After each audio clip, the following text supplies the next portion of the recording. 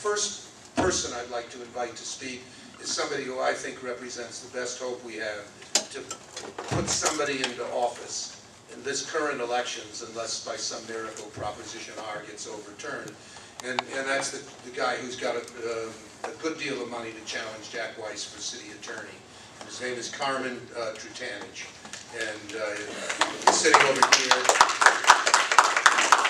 He's got support from Steve Cooley and Lee Baca and Bob Hertzberg and a lot of other people, and is raising enough money to be a serious challenger in a very tough game.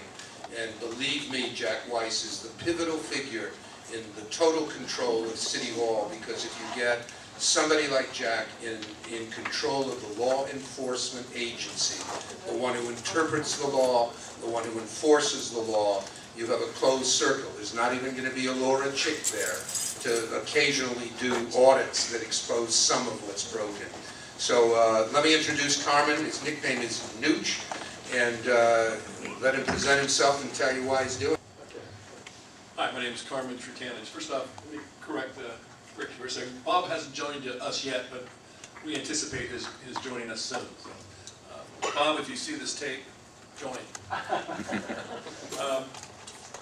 The city of Los Angeles is broken. I don't have to tell you that. I'm preaching to the choir when I tell you that.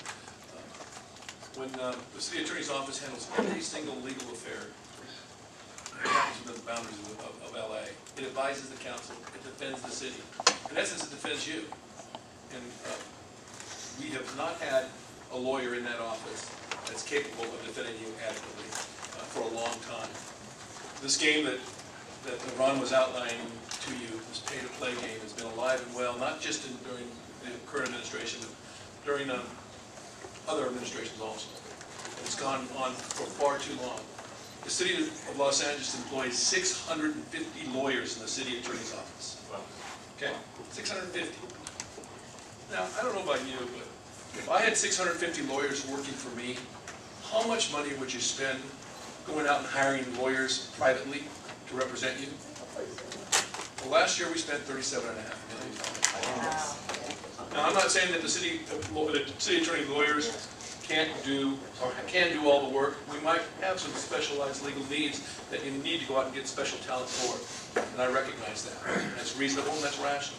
But $37.5 million worth, there's another game going on, and that needs to stop. We've got to bring the work back inside, to re-energize and re-empower the people that work in that office.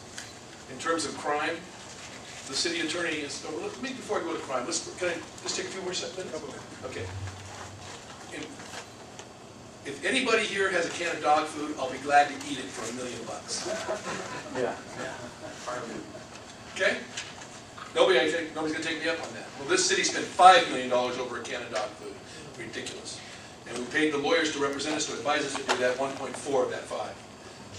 Things have got to change. It's broken. Let's go to crime. The city is being inundated by gangs. Inundated. I mean, I was in the gang unit of the LA County District Attorney's Office. I put a guy on death row. I've seen firsthand what guys can do, what gangs can do. It's not pretty, and it's antisocial. First and foremost, we need to eradicate ourselves of that blight in this city. And we don't need to import people who want to become gang members. We also don't need to keep people here who want to commit crime. So I'm a firm believer in Special Order 40.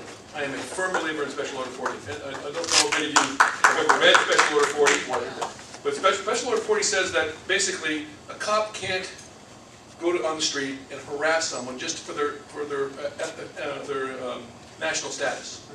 They can't go up and ask you, hey, are you a citizen or not? And I agree with that, because being the DA and having worked in the Compton gang unit, a lot of the witnesses to crimes are not all Anglo-Saxon. They're from many different countries, and if they know that they're going to get deported merely by coming forward and helping solve a crime, they're not going to come forward. Special Order 40 says you can't harass people on that basis.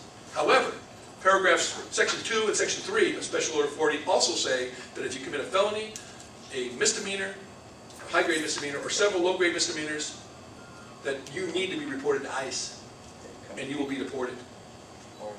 So, my philosophy is very simple. If I come into your house, and you invite me there, and I sit down, I pick up the ashtray on your coffee table, and I throw it through your picture window, how long will I be allowed to stay? Not long. My philosophy on Special Order 40. It was written by a flaming liberal, Daryl Gates, and, and so I think that, and I say that with tongue in cheek.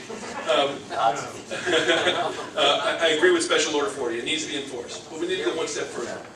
If you come into this country, whether it's legal or illegal, and you intend to embark upon join an antisocial group, then we have the right to determine who you are and evict you, one way or another. That's Jamil's law, and we need to go one step further on Special Order 40.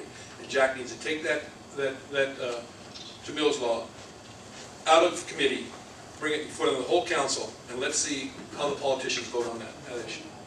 Ladies and gentlemen, I'm going to be a strong city attorney. I'm going to defend you, I'm going to save you money, and we're going to clean up this town, I promise you.